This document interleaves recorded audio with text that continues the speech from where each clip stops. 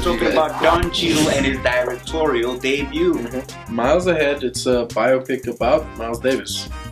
And it's a crowdfunding project. Yeah, crowdfunding. Yeah. Spike Lee did one about people who are obsessed with blood, if I'm not mistaken. But he said, and I quote, it's specific, well, I don't quote him, but I quote the site, it's not Blackula. It's not Blackula. So what's Blackula then? Yeah, I think it's a comic strip called Blackula. Just based on the phrasing of what they said. Basically, they said that this is a film about people who are obsessed with blood, but that this is not based on the comic Blackula. So there's a comic book called Blackula. So they probably need to mention it. Who? Me? No, him. Oh yeah, basically they were like, we're doing exactly what Blackula's doing, but it's not Blackula. Anyway, Don Cheadle is amazing. He's taking this project as a real passion project for Don. They were working on it for a couple of years. There's a video that you guys can check out. We'll put the link down below for you guys to go and check out the video there. But basically, he's really telling to fans of Miles Davis as well as of music in general. Yeah, fans of music, fans of film, fans that really just want to get involved in a project that looks interesting, looks great. Yeah, it looks like it's gonna be something that I will really want to see. Based on crowdfunding, like they decided to approach it not out of lack of funding, but they decided to approach the project in this manner because they wanted the ethos or the way that Miles Davis lived, which was he didn't believe or consider himself a jazz musician, if I'm not mistaken. He considered himself a social musician.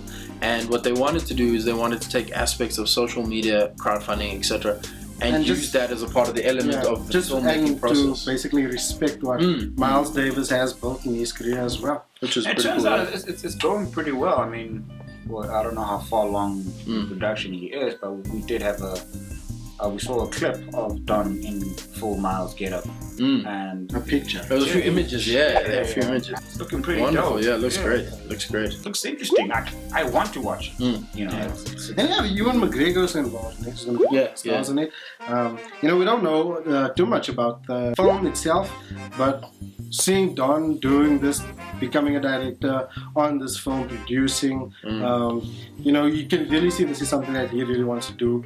As when you see people like Ewan McGregor also get involved in it, it's one of those films that you just think when it comes out it's going to be something a lot different from what we come to expect, because now they don't have to go through like any mandates with the studio, deal with studio execs on the type of film that they want to make. Now it kind of frees them up to kind of really just do a Miles Davis film the way they want to. I'm really interested in seeing the format that Don Cheadle decides to pursue with this film, because like you were saying about Miles Davis, which we don't know much about in general. Like, I'm not gonna lie and be like I'm a huge Miles Davis fan. I don't really know much about him. I do know a few of his songs, and I think he's great in terms of what I've heard so far.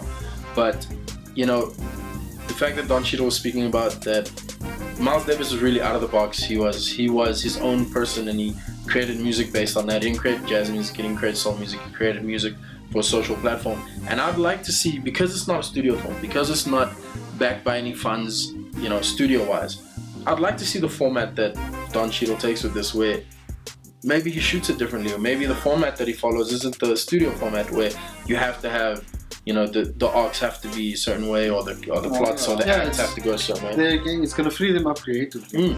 I'm very interested to see what he does with that. If he does anything, otherwise, it'll still be a great project to watch, I think. Yeah. I'll be happy if it's entertainment, to be honest. You can do whatever you want. Well, it's Don Cheadle, so what haven't we liked? What hasn't he done, really? From Hotel Rwanda to... I remember Don Cheadle in The Fresh Prince of Bel-Air. What? I don't remember him in the Fresh Prince. Dude, go and watch The Fresh Prince of Bel-Air. Don Cheadle's in there. He's one of world's like best friends. There's like all ghetto and stuff. And you're like, what? Really? Don? But he did like little dreads. He did like House of Lies, which was great.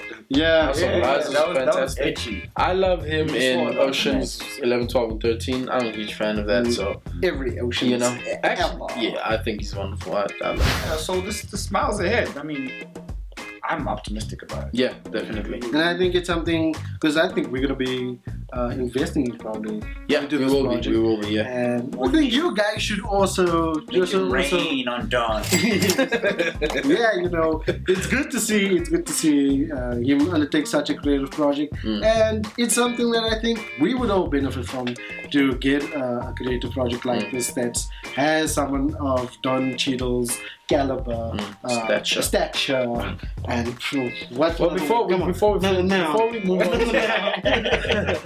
I want to speak to you guys about, you know, there's always this dialogue, this conversation happening about, should celebrities, people with access to studios, to finance, to their own money, millions, because they earn them off other films or whatever the case may be, should they be on crowdfunding? Because technically they're taking money away from, I mean, that's the theory. I'm not saying technically it's the fact.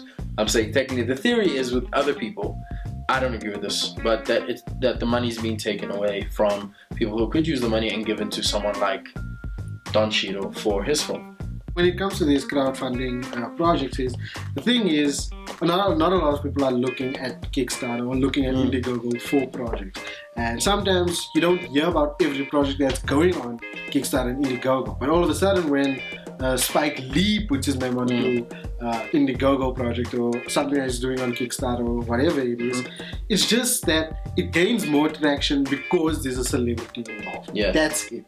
But it doesn't necessarily mean it's taking the funds away. It just means that that person's fans might turn around and be like, okay, we're going to put our money into what you're doing because we like it. But it doesn't necessarily mean that the money that those people are putting in is money that's being taken away from, say, someone else that basically just got a camera and was like, I want to shoot a movie for 10,000, and they don't have that same thing as a film viewing. Yeah, I think if you go to the theaters, you're not going to go into a movie that you don't think you'd like or that you're not interested in. Yeah. You're going to spend money on something that you connect to, and that's what it comes down to with Indiegogo and Kickstarter. It's just, if you find a project you like, put your money into it.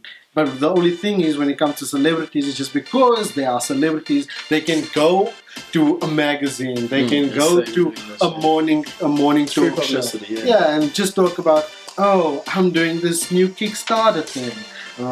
You know, it's interesting to me, like how passionately we were talking about, I mean, on and off the camera, when you brought us the project of Don Cheadle's The Miles Ahead, and we were all like, wow, you know, this is great. And you think about locally, like in South Africa, are we doing anything with the online platforms? Are we utilizing them? Are we providing people with something to view, something better than what's on TV?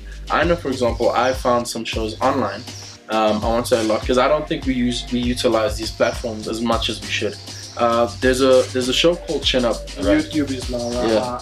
Aideen. But we'll put up the link. She does a show called Chin Up. She scripts and she's a creator and a writer of the show herself. And she's an actor in the show.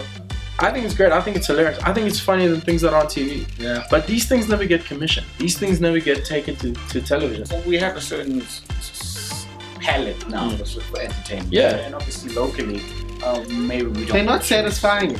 But they're not. It's not good. Like, we can't watch House of Cards and then go and watch Scandal. and not Kerry Washington Scandal. Oh my. Not the Fixer. No, not that Scandal. We got a whole other scandal. There's another page called Hammerhead. There's another group. I don't know if it's a group of people. I don't know if it's a production company, but it's called the Hammerhead. And these guys do comedic skits. I think his name is Brendan Jack. He's an actor from Skate 101. There we go. And they're doing this thing, and it's funny. It's so funny. I watch it. I actually laugh out loud, which I don't do with any South African program. You know, but like Hot Potato, like we don't like this whole thing where we can't actually stick to something. Where with us, right? It's a good thing. There's now two kinds of people: those who recognize this as an opportunity, and those where it kind of just goes over their heads.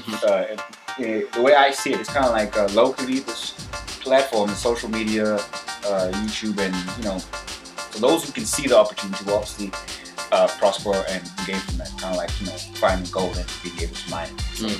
I think a lot of the South African productions are they're comfortable in what they're doing. And it's a job to them where it's just my 8 to 5 coming in, writing an episode, going home and sleeping comfortably, wake up tomorrow morning and let me write an episode. You know what format we need to follow? We need to follow the advertising format. Yeah, and I don't mean in terms of shoots. I mean in terms of competition and creativity. The local advertising industry, South Africa's advertising industry, is massive and it's great on a global scale. We compete on a global scale when it comes to advertising. When it comes to advertising, we are one of the best top countries in the world.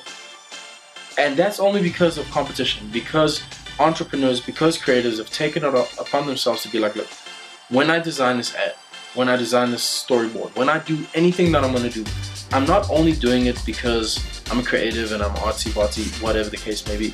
I'm doing it because there's a goal.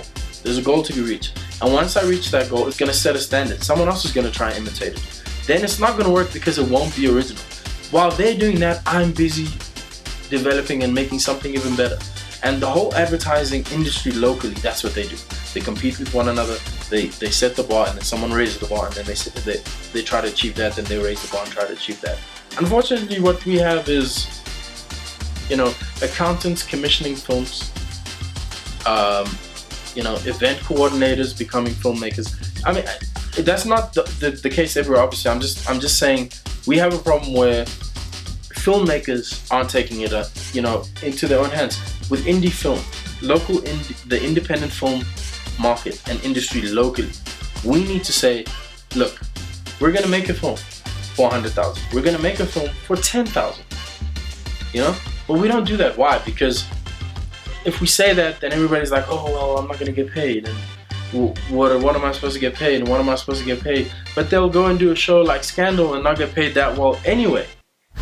I think that's what I would promote more. That's what I would, the culture of filmmaking. The culture, and then but that starts. I think that starts with the independent filmmaking, because we're not going to go to an NFVF or a GFC and say, look, as guys who don't have any films to our names, short films we have, but in terms of a feature film, I would like money to shoot my first feature film. It's nearly impossible. It's nearly impossible. I mean, but we're on the right path here. You could change the world, or you could not even try. Or you could start with South Africa. But I mean, I feel like it's more now about putting people's attention on the good that is happening with this film. Well, there's a lot of good. That's what I'm saying. I don't want to put everyone in the same box because there are a lot of filmmakers out there that are pushing and that are making their stuff. Just like we were speaking about Laura and her Chin Up show, the Hammerhead guys. I mean, these guys, obviously, they run a business and they're doing whatever they need to do, but when it comes down to it, their passion is storytelling. Whether it's comedic or dramatic, it doesn't really matter.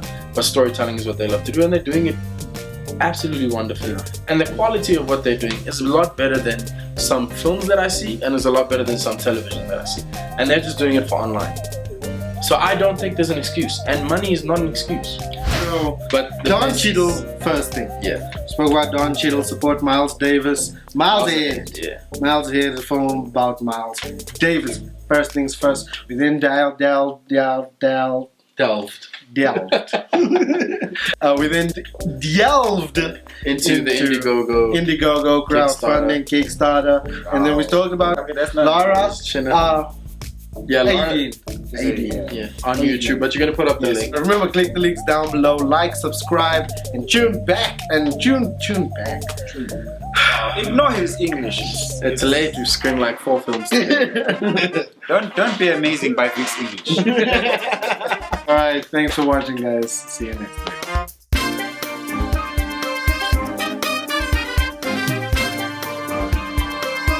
And then I watched this one. As someone who hasn't seen the other ones, I don't care whether the cast is different or the same.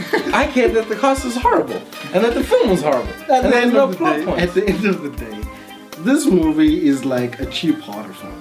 No, it's that thing. No, it is, because like there's just certain cheap horror films that will still bring in the audience that want a cheap horror film. The Blair Witch Project was a cheap horror film. Yeah, and Piranha 3 Double D is a horror. Anaconda 6 with David Hasselhoff. That's a cheap horror. Where do you guys find me?